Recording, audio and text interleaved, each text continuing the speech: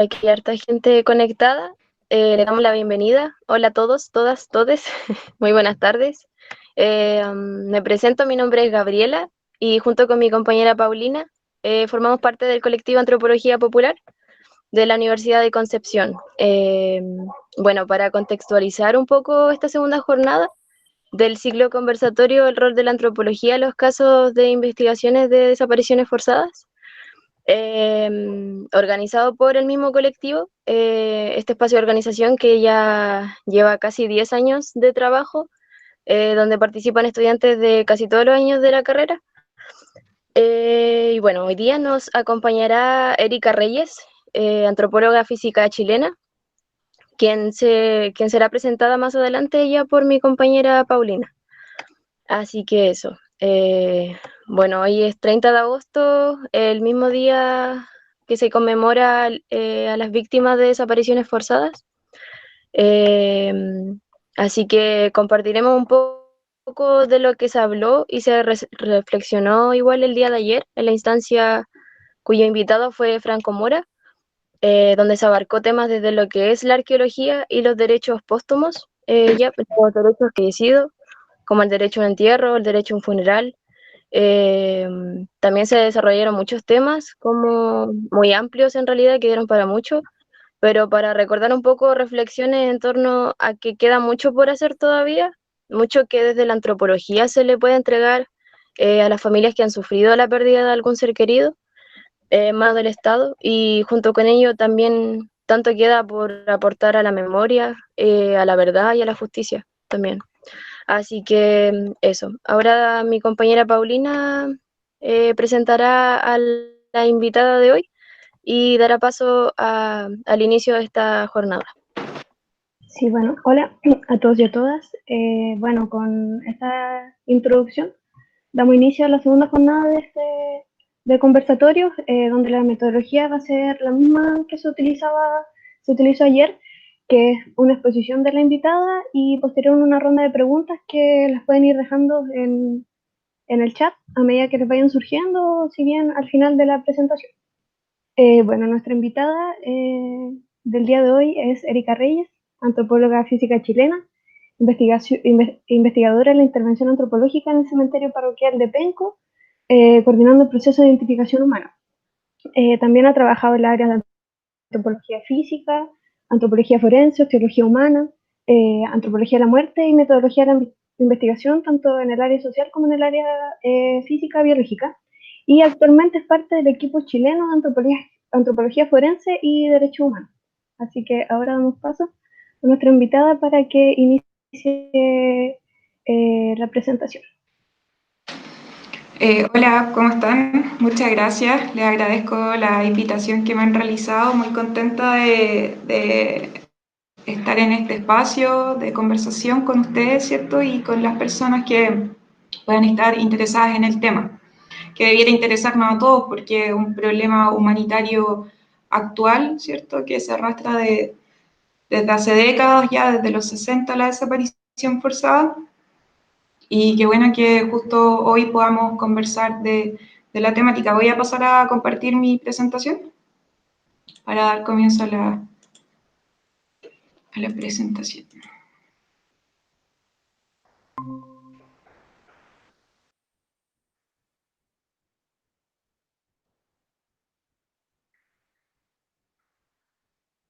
Ustedes me confirman si se ve bien. Sí, yo ¿Sí? por lo menos estoy bien. Sí. Ya, genial. Sí. Bueno, haciendo memoria para preparar esta presentación, el 2016 ya había sido invitada a conversar sobre la misma temática en la conmemoración del Día de la Desaparición Forzada, la conmemoración, ¿cierto? O sea, el Día Internacional de las Víctimas de Desaparición Forzada. Y bueno, en particular expongo, ¿cierto?, esta presentación que se denomina Muerte Intervenida, experiencia en el cementerio parroquial de Penco, Chile. ¿Por qué muerte intervenida? Porque en el fondo, desde el planteamiento de la muerte, ¿cierto?, como un hecho biológico, con un alto componente social, social, ¿cierto? Las muertes en contextos diversos, ¿cierto? Van a tener distintas significaciones socioculturales. Ya en el caso de las desapariciones forzadas, ¿cierto? Obviamente el contexto conlleva un montón de violación a los derechos humanos, ¿cierto? Y que afectan a la víctima, a su familia, ¿cierto? Sus amigos, conocidos, etcétera, y a la comunidad. Y que reviste ciertas situaciones de acercamiento a instituciones, en este caso la Municipalidad de Penco y la Universidad de Concepción, en donde se presta recursos, tanto de espacio, monetario, ¿cierto?, para dar continuidad con este proyecto. Y finalmente, 2018 a la actualidad, el proyecto se encuentra en una etapa ya de recesión, por decirlo de alguna forma, debido a la falta de colaboración de diversas instancias, ya sea de profesionales, pero también el apoyo que puedan prestar ciertas instituciones que son fundamentales para estos casos. Bueno, hasta la fecha, ¿cierto?, han habido 27 identificaciones de 300 casos aproximadamente. Obviamente estos trabajos son sumamente largos. Por solo mencionar el análisis osteológico de los 300 individuos asociados a sus ajuares funerarios, ¿cierto? Tomó en primera instancia, un primer proceso el año 2010, en donde se analizaron en condiciones no tan estrictas, ¿cierto? Y se tuvo que volver a analizar todos los cuerpos para poder darles como un análisis mucho más científico y acabado, y ese análisis duró entre el 2013 y el 2017. Entonces, se entiende que para llegar a alcanzar, ¿cierto?, la información necesaria para un posterior proceso de identificación toma mucho tiempo, y en este caso el rol de las instituciones, si bien hay un compromiso, este no dura tanto tiempo, ya que obviamente las instituciones también van a proyectar sus recursos para los vivos, por ejemplo, o para situaciones como la pandemia u otro tipo de instancias que puedan estar afectando a la sociedad. Bueno, dentro de este proyecto han existido distintas reflexiones, bueno, personales y que he compartido con mis compañeros de trabajo, que finalmente los últimos años fue Camila Guerra y Ricardo Gómez, antropólogos ambos. Primero tuvo que ver con, para mi caso en particular, el análisis osteológico que comienza el año 2010, en donde me aboqué por varios años a entender este proceso, a aprender sobre la importancia de poder generar una biografía, una osteobiografía de los cuerpos, ¿cierto? Con las últimas metodologías y métodos que siempre están actualizándose. Y luego de entender ya ese procedimiento, ¿cierto?, de este análisis que tiene que ser tan acucioso, desde limpiar, ¿cierto?, las osamentas, desde ver el número mínimo de individuos, que en este caso, por ser un contexto de derrumbe y por no contar, por ejemplo, desde el comienzo con la colaboración de, por ejemplo, arqueólogos, arqueólogas, se hizo mucho más complejo, ya que el levantamiento fue hecho por personal del cementerio que obviamente no tienen los conocimientos de arqueología, y también respondiendo a la catástrofe pueden haberse realizado de la mejor forma, pero de todas formas se hizo, y posterior a esos años de entender esto, luego me involucré mucho más con la familia, ¿cierto? Entendiendo que finalmente la necesidad de generar estos procesos de identificación siempre van a ser por el mandato de familiares. Ya las familias son las que piden estos procesos, ¿cierto?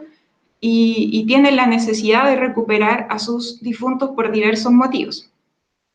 Y para entender también esos motivos, finalmente, con los años, ¿cierto?, entendí que existía una vinculación profunda entre la antropología y la muerte.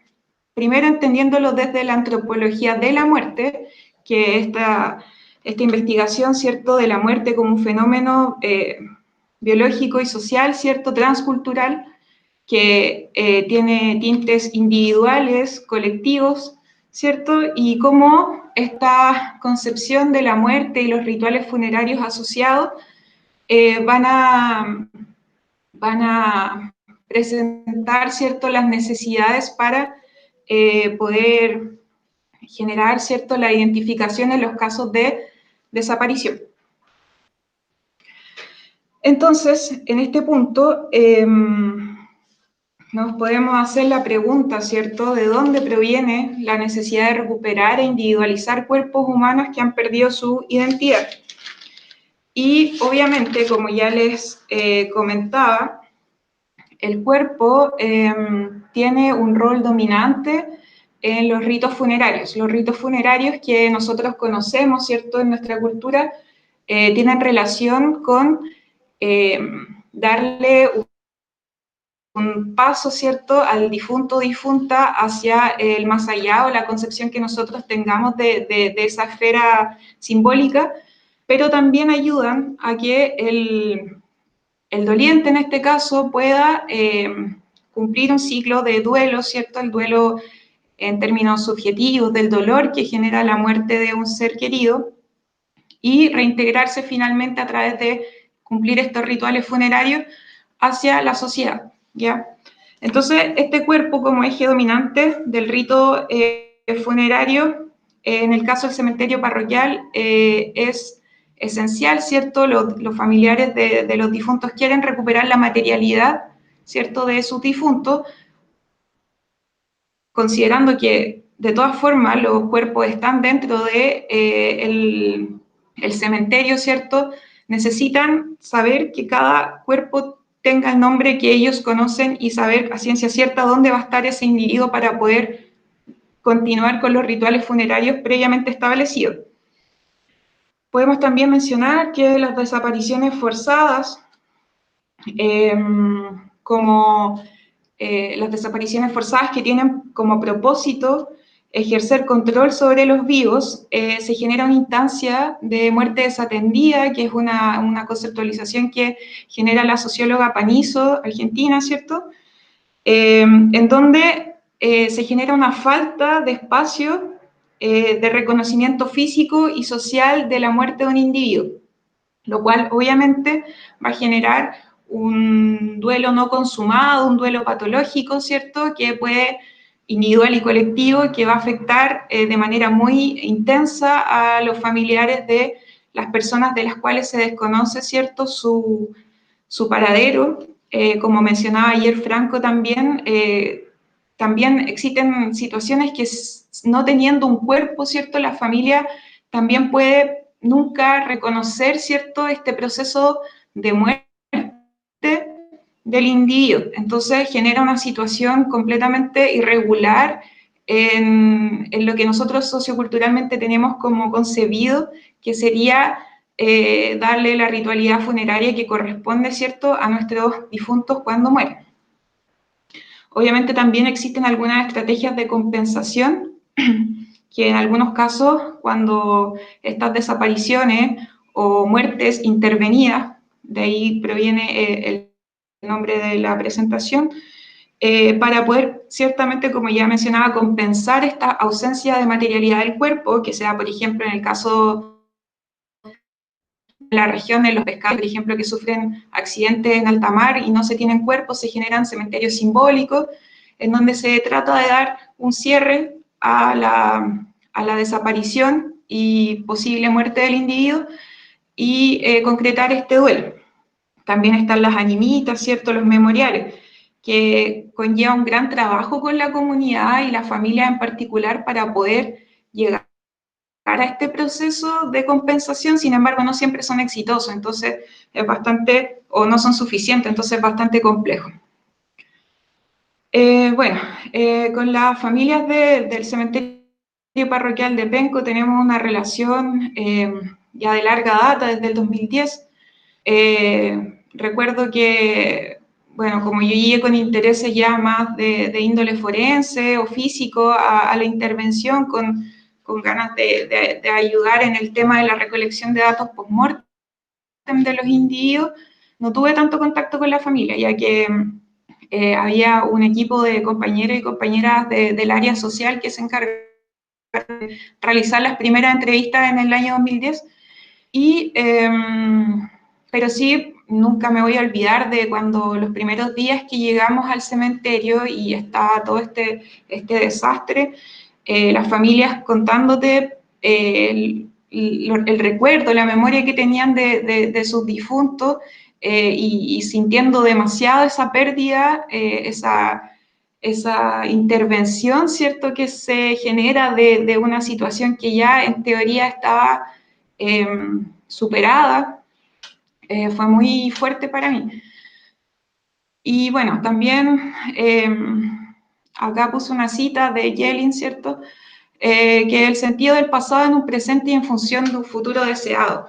En este caso, los familiares, ¿cierto?, tienen interés por resignificar sus recuerdos, la memoria de sus seres queridos, con la intención de recuperar la identidad de sus difuntos. Y aquí aparece, ¿cierto?, el tema de la memoria como herramienta individual y colectiva, que es bastante interesante tenerlo presente en el proceso de identificación, ya que el rol en este caso, antropólogo, antropóloga, conlleva recuperar la memoria, ¿cierto?, de los difuntos en el proceso de recolección de información ante muerte y generar, ¿cierto?, estos datos que nos sirven después para, en el proceso de cotejo con la información de las osamentas, poder generar una identificación. Pero esta memoria tiene un segundo rol que voy a comentar más adelante, pero también existe la memoria como una herramienta de dignidad en el proceso, ¿ya? De entender quiénes fueron estas personas, la relevancia, la significación que tienen como sujetos de derecho, en el caso, por ejemplo, de las desapariciones forzadas, y cómo se va a establecer un proceso de reparación a través de recuperación de estas memorias, ya sea con identificación o también cuando no existe la posibilidad de identificar, cómo el proceso ayuda a generar dignidad en cada caso de familiar desaparecido o que no se ha podido establecer una identificación. Bueno, también, obviamente, como ya les había comentado anteriormente, este vínculo con los familiares está determinado, ¿cierto?, por la petición de las familias, ¿cierto?, afectadas por la pérdida de identidad de sus difuntos, de necesitar profesionales que puedan auxiliar en el proceso, ¿ya? Y en este caso, del cementerio, fueron antropólogos, ¿cierto? Como les comentaba, también podrían haber sido arqueólogos en una primera instancia de colaboración, ¿cierto?, que no sucedió, hubiese sido lo ideal, pero en general los procesos están asociados a instancias multidisciplinarias, ya que es lo ideal. Si bien la recolección de datos ante mortem está situada en la investigación preliminar, en el caso del contexto del cementerio parroquial de Penco se realizaron entrevistas del año 2010. Sin embargo, estas entrevistas, que en general fueron fruto de la intención y el compromiso de estudiantes, ¿cierto?, no tuvieron como una guía metodológica acuciosa, que es lo que se solicita, y es algo que he entendido y entendimos con mis compañeros de equipo, ¿cierto?, en el proceso, que era necesario estar súper conscientes de lo que se iba a preguntar y cómo esto se iba a transformar en un dato científico para posteriormente ser cotejado con la información post-mortem. También, y es importante recalcar que si bien la información ante mortem de los familiares se recolecta en la investigación preliminar, la participación de los familiares es fundamental en todo el proceso, ¿ya? Otro punto importante a destacar en el vínculo con los familiares es la expectativa de la intervención, ¿ya?, que tengan ellos, la expectativa de los resultados que se puedan generar, ¿cierto? Uno, de pronto, y nos pasó a nosotros como grupo, ¿cierto?, de voluntarios y posteriormente profesionales, que al principio nosotros posiblemente generamos expectativas, ¿cierto?, de que íbamos a poder resolver un gran número de identificaciones, pero en el camino eso se complejiza por distintos motivos, la falta de apoyo, de recursos, de guías, incluso así como de profesionales con mayor experiencia que te puedan, no sé, como dar a entender que estas situaciones se pueden dar, que no es tan fácil y que en el fondo te puedes quedar como detenido al final del proceso simplemente porque ya no hay recurso humano que pueda generar más identificaciones. Cómo se dialoga en ese sentido con la familia es complejo. Y bueno, también el año 2015, en esta búsqueda de generar mayores recursos de información para la identificación, se generó una experiencia de talleres que se realizaron con los familiares, que de ahí proviene la fotografía, en donde se llamó a la mayor cantidad de familiares que estuvieran dispuestos a participar de esta actividad para explicarles también y entender en conjunto, ¿cierto?, por qué es complejo y por qué demora tanto tiempo el análisis osteológico, por qué la información que ellos nos pueden proveer es tan importante para nosotros, es tan importante su compromiso en el proceso. Y fue una actividad que es bastante significativa y que nosotros, como grupo de profesionales como jóvenes, ¿cierto?, no teníamos como las experiencias en otros lugares para haberla tomado antes, ¿ya? Entonces, después voy a comentar igual la importancia de compartir todas estas experiencias para cuando en contextos similares o que involucren las mismas temáticas, estas actividades se pueden llevar a cabo. Es súper importante para los familiares involucrarse más desde la información que nosotros estamos manejando, ¿cierto? Y conocer cómo nosotros vivimos el proyecto. Otra reflexión importante en el vínculo con los familiares, ¿cierto? Es que las familias sufren una modificación de sus duelos. El duelo, como les comentaba anteriormente, este sufrimiento, ¿cierto?, de tener un familiar difunto, ¿cierto?, que puede ser una madre, un padre, un hijo, hija, etcétera. Pero este duelo se modifica, no se interrumpe por completo, ¿ya? O sea, hartas personas nos comentaban que si bien ellos no tenían como certeza de la identidad del cuerpo, igual acudían al cementerio para visitar a sus familiares difuntos y poder, como de cierta manera, generar algún ritual funerario que les permitiera alguna tranquilidad para con su ser querido. También habían otros familiares que nos decían que no podían acercarse al cementerio porque les generaba mucha frustración y tristeza no tener la identidad de los cuerpos. También en todo este proceso hay que tener mucho cuidado con la revictimización, ¿cierto? No tratar a las familias como víctimas, sino más bien como actores que pueden solicitar, ¿cierto?, y ejercer su derecho a conocer la verdad, ¿cierto?, a tener justicia y a preguntar y a saber todos los detalles de la investigación, lo cual va a conducir al empoderamiento de las familias afectadas por la pérdida de sus seres queridos, ya sea en el contexto de penco o en el contexto de desapariciones forzadas, que son temáticas que se van dando con este vínculo que se genera entre el grupo investigador y el grupo de familiares afectadas. Y esta identificación debe ser un proceso realizado en conjunto con los familiares, ¿ya? Porque a la vez también permite esta transparencia del proceso generar un consenso y validación de los resultados de la intervención. O sea, para nosotros fue súper importante hacer los talleres y que ellos pudieran validar, ¿cierto?, por qué nosotros nos demorábamos tanto tiempo, por ejemplo. Y entender que era parte del proceso de análisis y de recolección de datos y de cotejo lo que iba a hacer que todo fuera más lento. Y también, les comentaba anteriormente, esta recolección de memoria de las familias y la comunidad asociado a la identificación, ¿cierto?, promueve la restitución de derechos, la dignidad de las personas y su familia y la posibilidad de duelo y justicia, ya que es muy importante esa idea. Bueno, parte de lo que se propone como el rol de la antropología en estos casos, y que son reflexiones a las cuales también he llegado por todos estos años de trabajo en este contexto. Es fundamental, ¿cierto?, hacerse parte y mantenerse actualizado, informado de los procesos conducentes a la investigación forense. En este contexto de pandemia, por ejemplo, se ha hecho muy común el tema de participar de estos conversatorios, ¿cierto?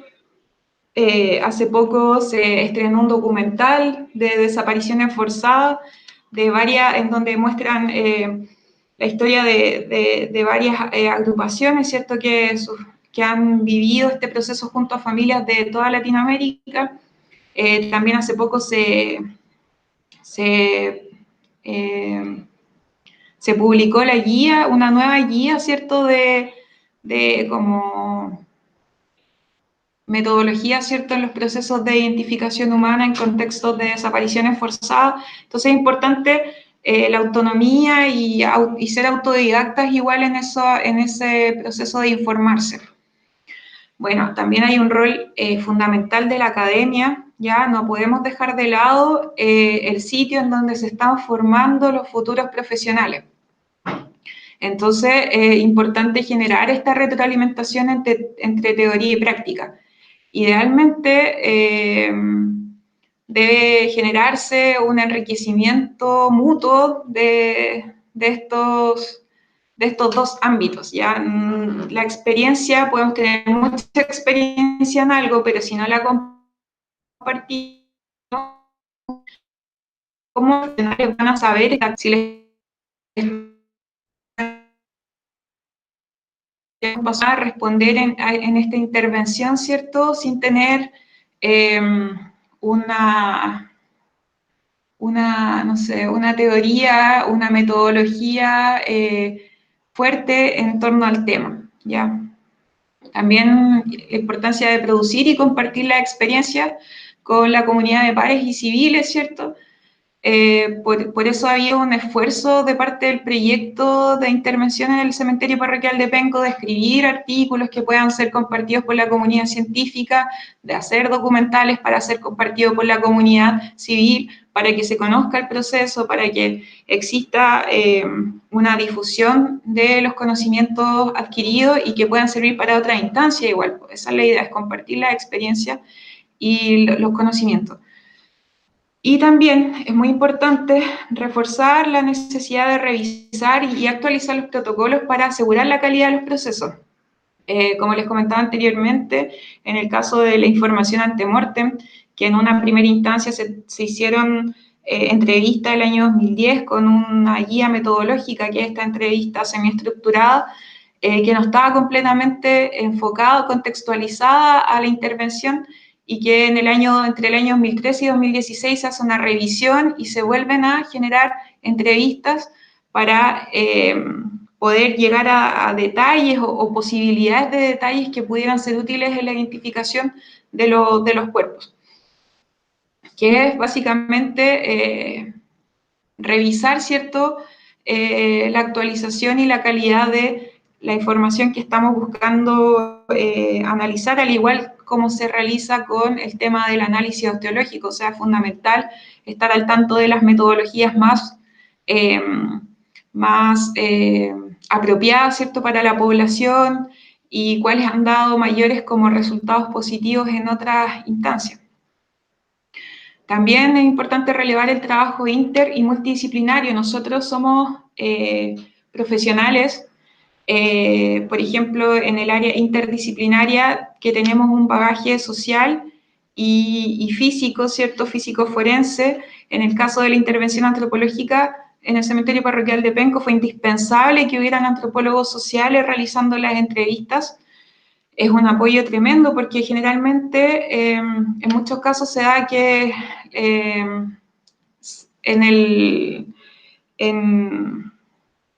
en el aprendizaje académico, ¿cierto?, se le dan mayores competencias a la antropología social para generar espacios de entrevista que sean más provechosos.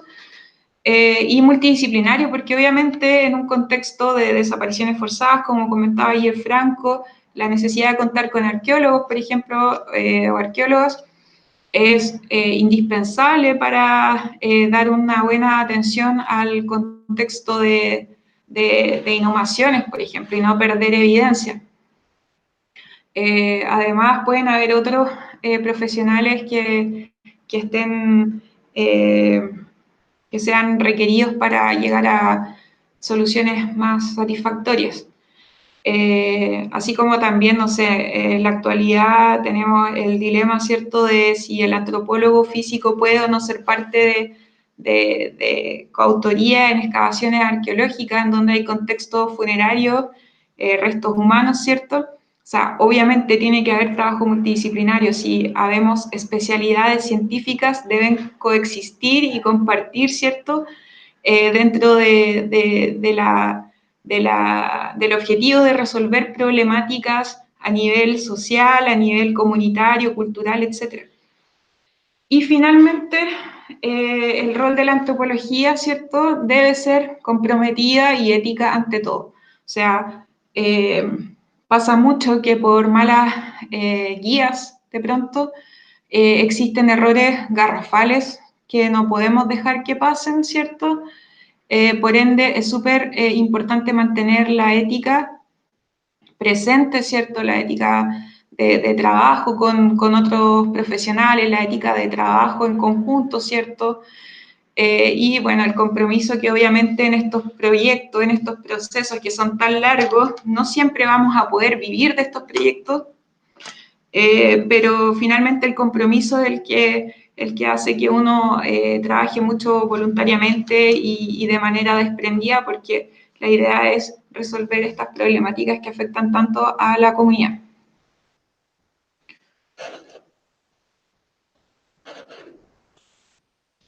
¿No quiere cambiar? Ahí sí.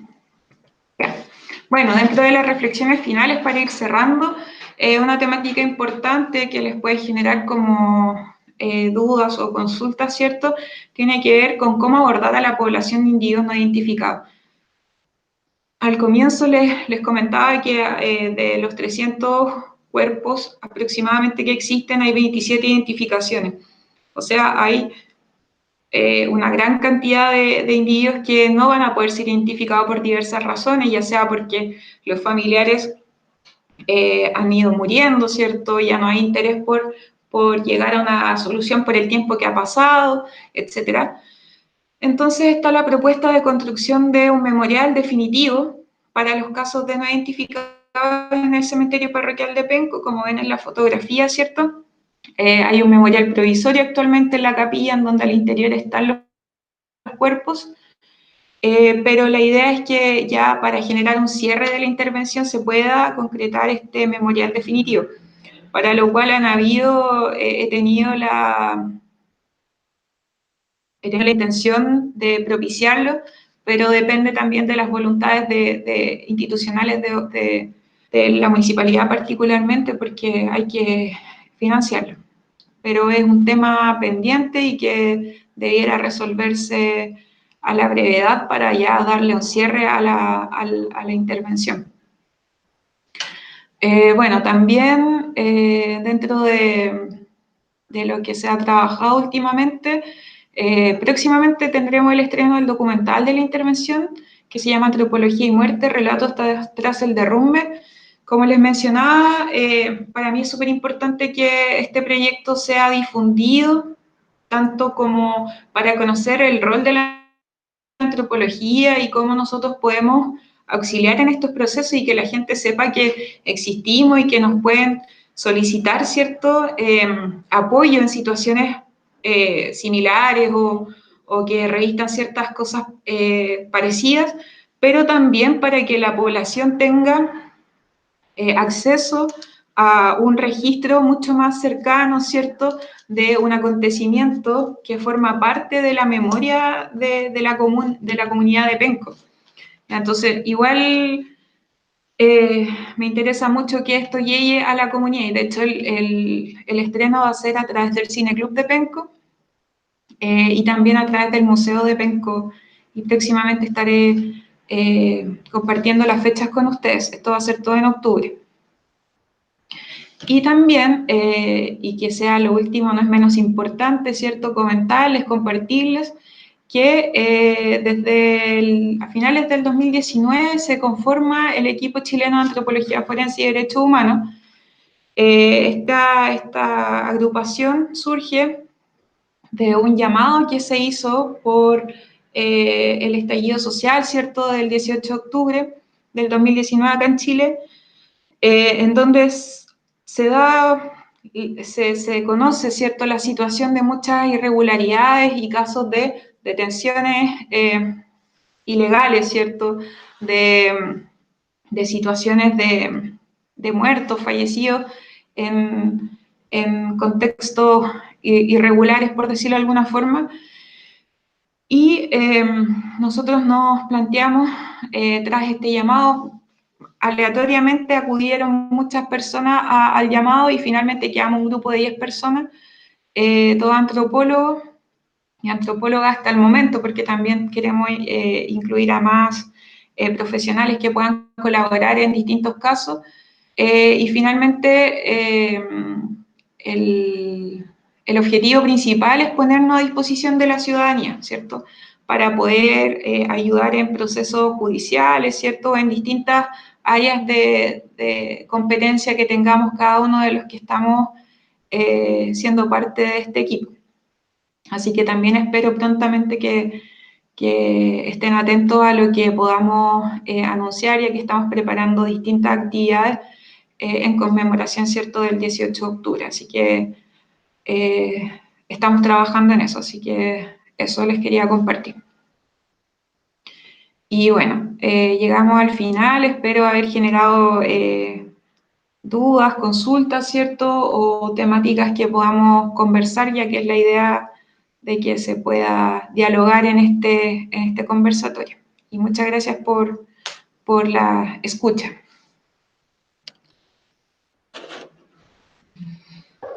Wow, muchas gracias Erika por la presentación.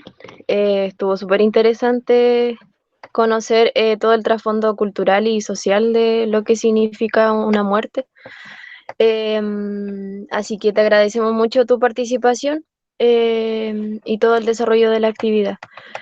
Bueno, ahora se va a dar esta, como se mencionaba al inicio de la jornada, donde se va a hacer una ronda, reflexiones, comentarios, todo lo que la que estaba escuchando. Así que eso, ahora pueden hacerlo. Y sería súper interesante igual que compartieran como sus apreciaciones, todo lo que pensaron durante la actividad. Así que eso. Muchas gracias de nuevo, Erika. Sí.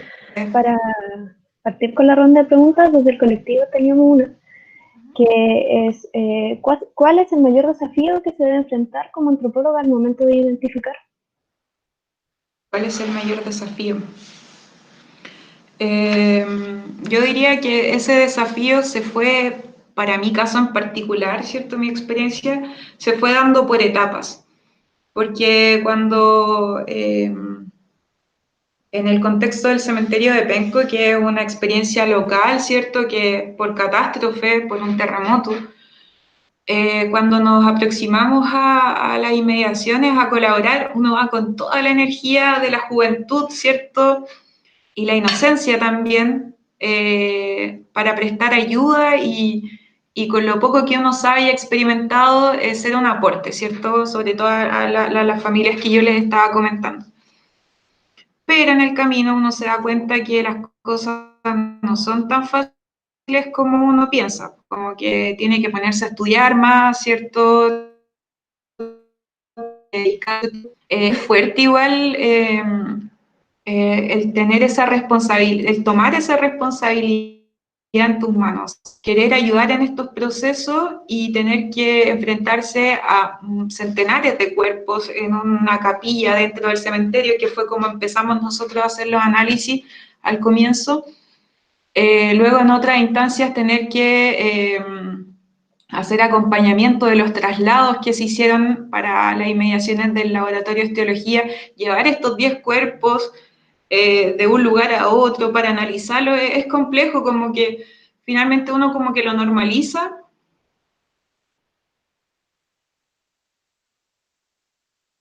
Pero llegas a reunirte con la familia, y yo creo que eso es lo más duro, en los casos en que no tenemos la suficiente información para poder generar una probabilidad de identificación, y tener que comentar eso es como durísimo, o sea, por lo que les comentaba, la expectativa de los familiares está puesta en ti, entonces, ¿cómo tú das respuesta a eso?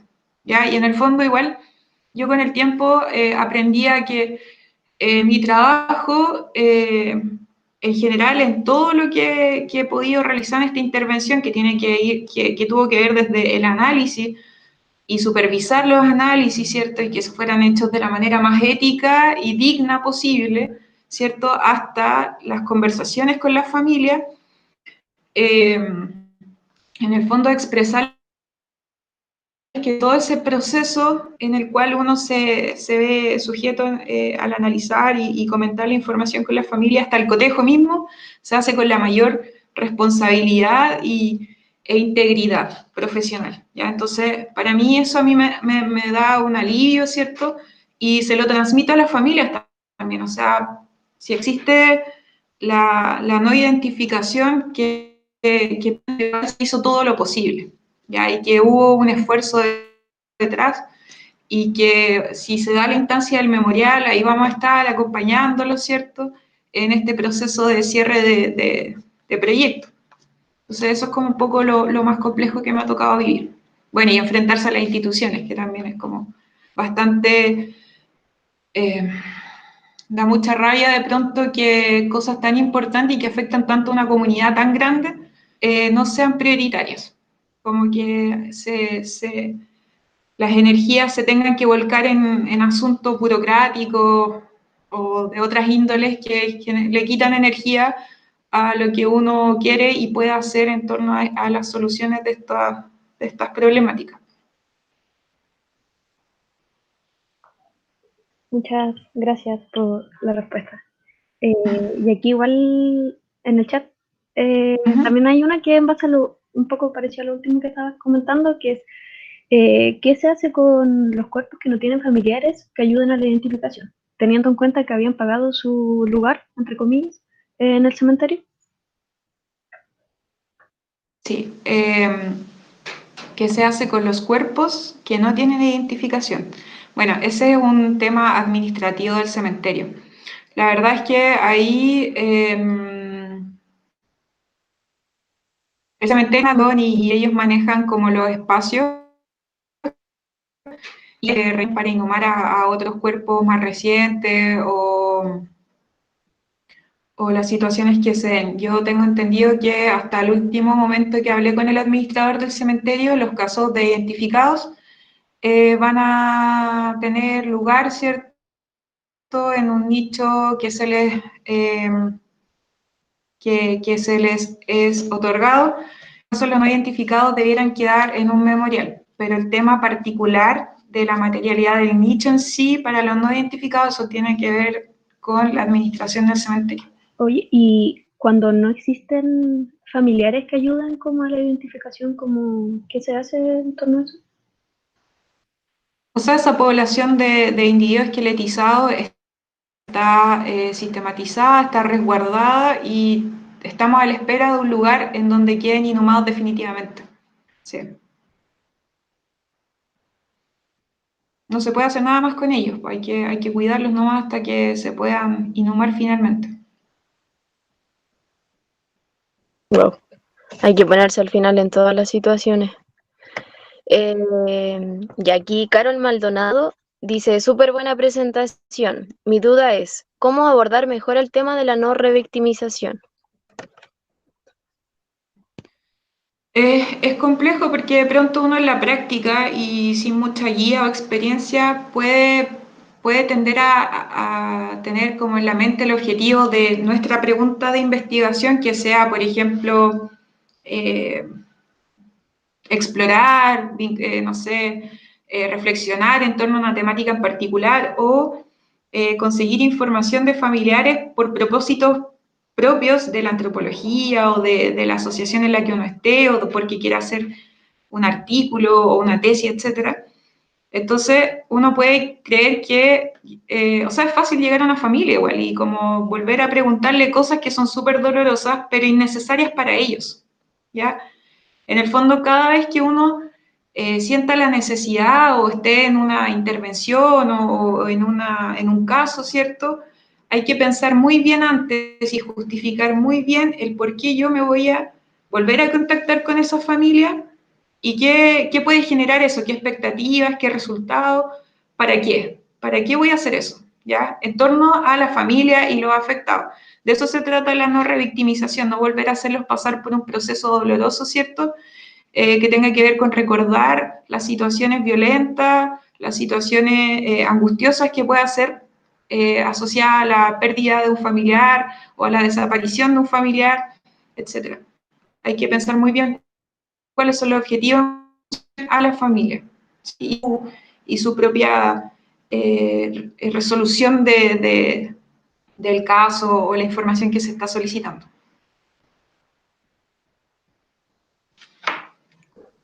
Importante igual eso, como muy importante.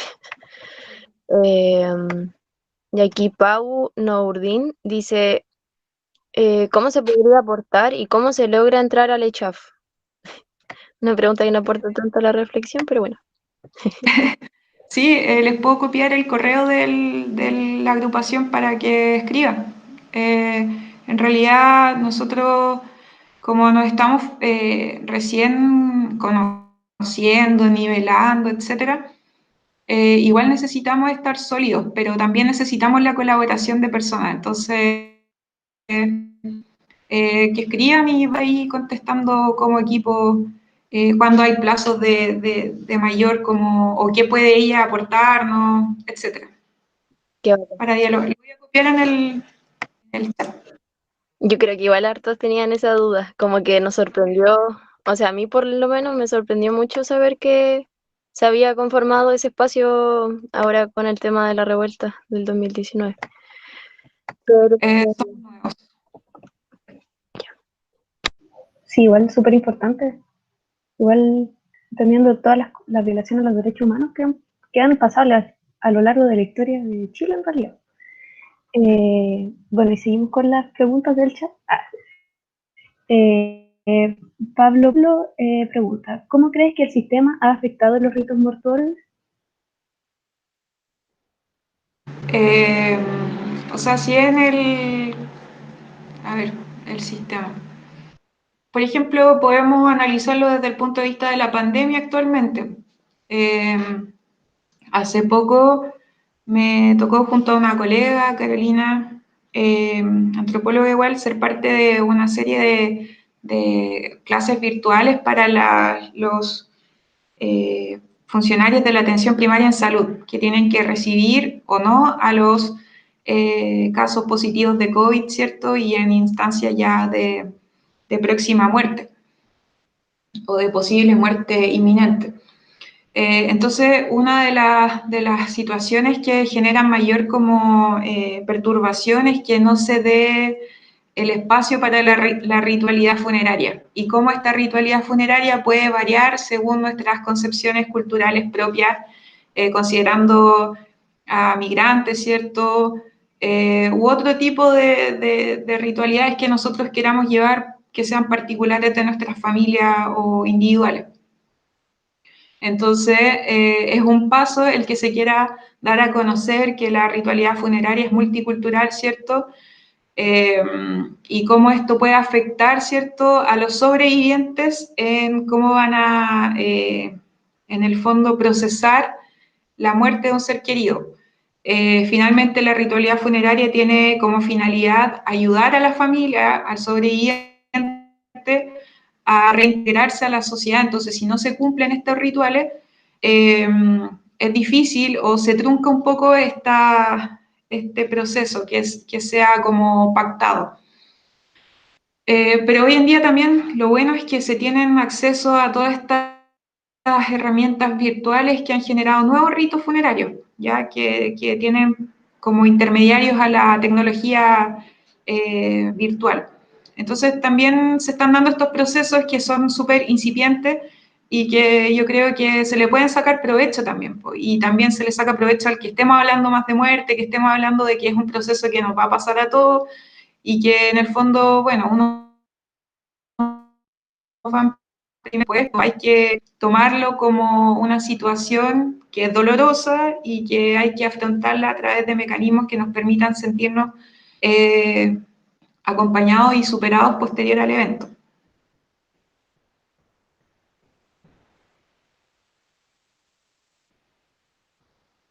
Sí, un nuevo contexto que no se había vivido actualmente, o sea, como en los últimos años.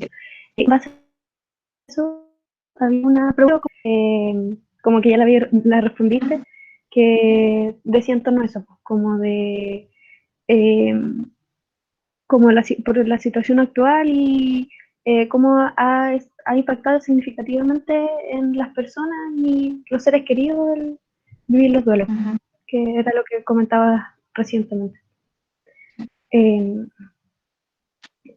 Si seguimos con las preguntas, aquí Daniela Baeza pregunta, dice, mi consulta es, ¿de qué forma podemos plantear una forma de ver la muerte de una manera más cercana y cómo afecta el tema de la diferencia de clases en un cementerio? Bueno, ¿de qué forma acercar la muerte hablando de ella? No escondiéndola, no dándola un poco.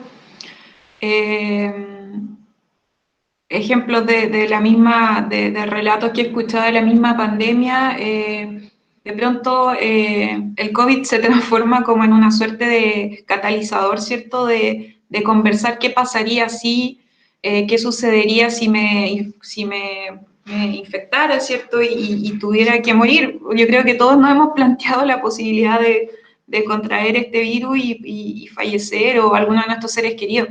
Entonces yo creo que la mejor forma de disminuir esa ansiedad es conversando con la familia, es planteándose cómo podemos tomarlo de la mejor manera, ¿cierto? Eh, bueno, y estamos rodeados de muerte todo el rato, solo que no queremos como aceptarlo y conversar al respecto. Yo creo que es súper importante hablarlo como de manera cotidiana, reflexionar un poco más, indagar un poco más en el tema. Leyendo, igual hay muy buenos textos al respecto que acercan de manera didáctica esta instancia que es inevitable de vivir. Y el segundo tema es cómo se ve reflejado en las clases sociales, en los cementerios, es súper evidente. O sea, yo creo que la mayoría de ustedes ha ido a un cementerio tradicional y se da cuenta que al ingresar están los grandes panteones, ¿cierto? De las familias súper importantes, históricas, de las ciudades. Y al final están los patios ya de tierra, inhumaciones directas en tierra, etc. Con el intermedio, la clase media que tiene sus mesas ahí y nichos más, poco más ostentosos. Es súper evidente y de hecho actualmente eso se quiere revertir con el tema de los cementerios parques, en donde en teoría ahí son todos iguales, ¿cierto? Y caminamos por un pasto verde en donde no hay ya esas estatuas como un poco más como fúnebres, ¿cierto? De ángeles o más oscuras. Pero sin embargo, esos sitios parques siguen siendo igual de caros, ¿ya? Entonces no todos pueden acceder a ese tipo de lugares que son como para siempre, ¿ya? Son indefinidos. Entonces, la gente que no puede acceder a eso igual tiene que seguir siendo inhumada en estos patios de cementerio en donde cada, no sé, no me acuerdo cuál es el tiempo, pero puede ser 1 año, 3 años, ¿cierto? Y si no tiene plata para seguir pagando por ese espacio, son removidos a fosas comunes. Y puede ser que para algunos eso no sea tan importante porque pueden haber superado o no le dan tanta relevancia al destino del cuerpo ya sin vida, pero para otros puede ser súper relevante y no contar con ese dinero puede generar una angustia tremenda. Entonces, obviamente hay ejes de análisis importantísimos. Qué impresionante igual darse cuenta y claro, como con lo que uno ve en los cementerios, darse cuenta de eso mismo, que es real.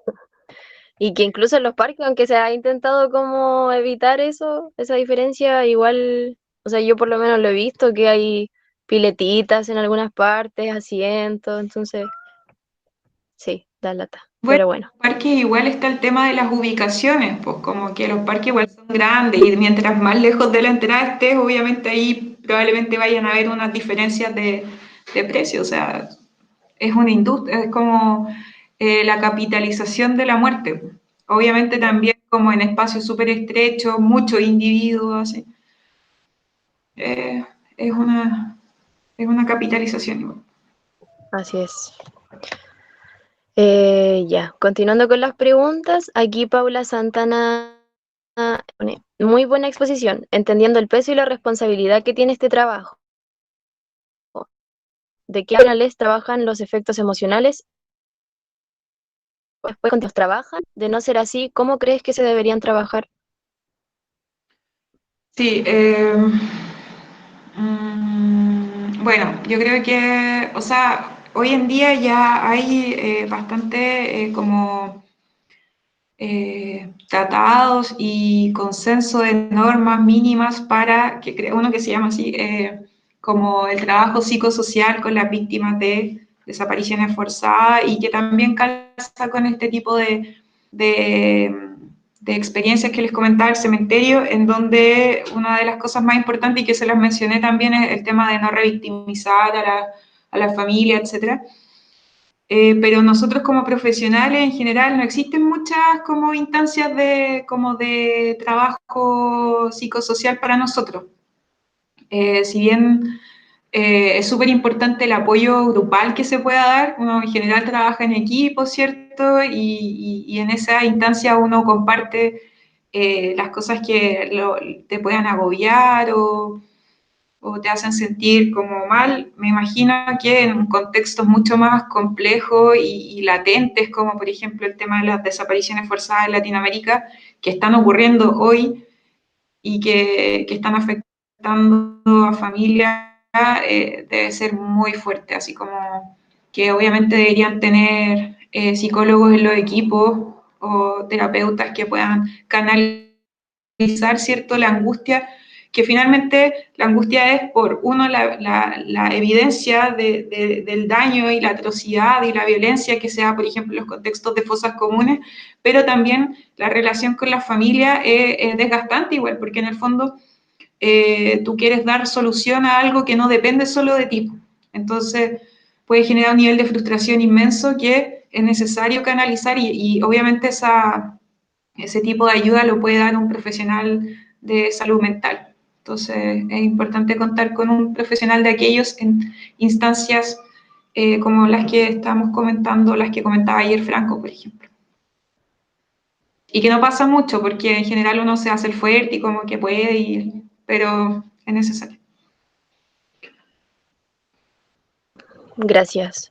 Y ahora Camila Garcés, una de las últimas preguntas. Muchas gracias por la exposición, estuvo buenísima. Mi consulta es, ¿cuáles fueron las principales dificultades que debieron enfrentar al momento de la conformación del ECHAF? ¿Y cómo ven la futura relación con las instituciones encargadas de realizar los peritajes en los procesos de identificación en Chile? Eh, Mira, yo creo que como dificultades, las dificultades que comparte cualquier agrupación que tiene un fin común, pero que no se conoce tanto, con trabajos aparte, el tiempo, ¿cierto? A nosotros nos ha pasado mucho la cuenta el tema de la pandemia también, que obviamente en un momento nadie tenía ganas de existir, porque hartos de nuestros colegas son de Santiago, el confinamiento, etcétera. Y obviamente respetando también los espacios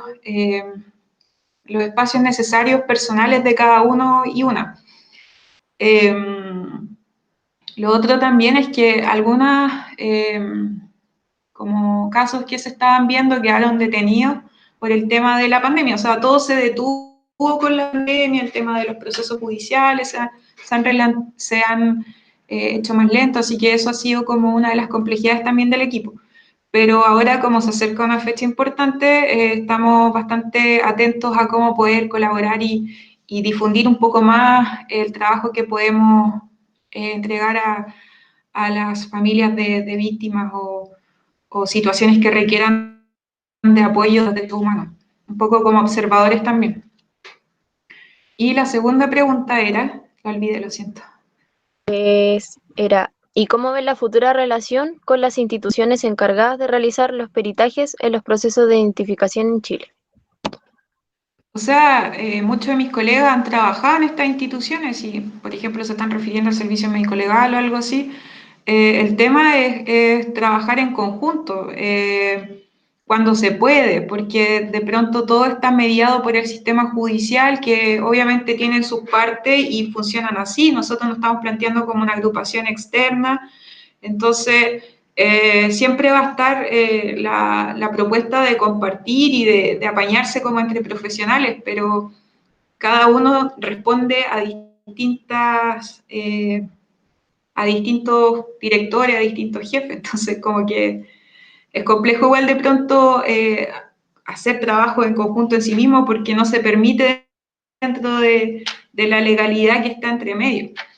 Pero sí el compartir, si existe esa posibilidad, obviamente es necesaria, si al final los casos son los importantes de resolver. Pero también, por la otra parte, nosotros como nos planteamos como independientes, también requerimos cierta independencia, o sea, no podemos como plantearnos en una condición de igualdad, porque estamos hablando con agentes del Estado, por decirlo de alguna forma, y nosotros como parte de la sociedad civil que quiere ayudar en causas que de pronto el mismo Estado está limitando o dando resultados que a nosotros no nos parecen. Entonces, bueno, ahí es una como relación compleja, pero siempre desde nuestra parte como con la mayor disposición a colaborar en lo que sea. O sea, es como el mensaje final. Muchas gracias por responder las preguntas. Igual quizás ahora, ya que no hay más, a lo mejor si te gustaría dar una reflexión o opinión final en torno también a la conmemoración del día de hoy de las víctimas de desapariciones forzadas, si te gustaría compartir como una última reflexión en torno a este día igual o al proceso de despojo, como quieras.